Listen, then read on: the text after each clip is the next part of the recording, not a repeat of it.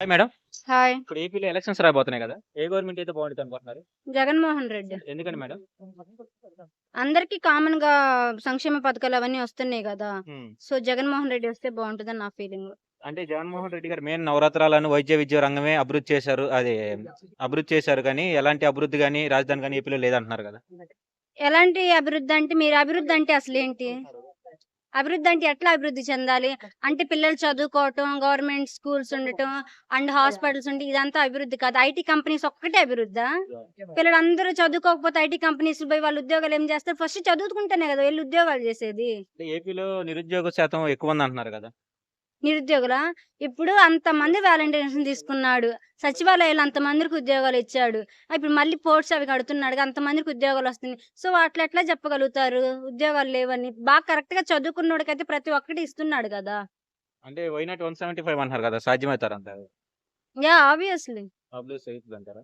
ఎందుకని మేడం? అంత నమ్మకంగా ఎలా చెబుతున్నారు మేడం? ఎందుకంటే జగనన్న చేసిన పరిపాలన అట్లాంటిది. హ్మ్. ఇప్పుడు స్కూలు ఇంతకు ముందు చూసుకుంటే, ఇప్పుడు చూసుకునే దానికి డిఫరెంట్. అక్క ఓటీపీయా? 3 రాజధానులు బెటర్ అంటారా? లేకపోతే అమరావతి బెటర్ అంటారా మేడం? 3 రాజధానులే బెటర్. 3 రాజధానులు బెటర్. 3 డెవలప్ అవుతాయి గదా! ఒకటే డెవలప్ అవ్వకుండా. వాళ్ళే అంటున్నారు గదా! అభివృద్ధి, అభివృద్ధి అని. సో, 3 చేస్తే 3 డెవలప్ అవుతాయి గదా! కానీ హైకోర్ట్ గాని, సుప్రీం కోర్టోళ్ళు గాని ఓన్లీ అమరావతే రాజధాని అని చెప్పేసి స్టేట్‌మెంట్ ఇచ్చింది కదా మేడం.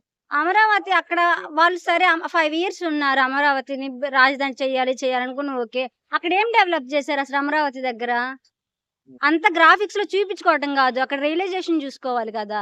వాళ్ళేదన్నా ఇది అభివృద్ధి చేశాము అని అనుకుంటే అది చూసుకోవచ్చు గదా! అంటే ఇప్పుడు ఒకవైపు జగన్మోహన్ రెడ్డి గారు ఒకవైపు ఉన్నారు. మిగతా కూటమి పార్టీలు మొత్తం ఒకవైపు ఉన్నారు కదా! సింగిల్‌గా గెలుస్తారంటారా? గెలుస్తారు. గెలుస్తారంటారా? పక్కాగా? పక్కాగా గెలుస్తారు. పక్కాగా గెలుస్తారు. అంటే ఇప్పుడు రీసెంట్‌గా చూసుకుంటే వాళ్ళ చెల్లెలు కూడా కాంగ్రెస్‌లో జాయిన్ అయింది. తన మీద కామెంట్స్ చేస్తుంది కదా! దాని మీద మీ ఒపీనియన్ ఏంటి?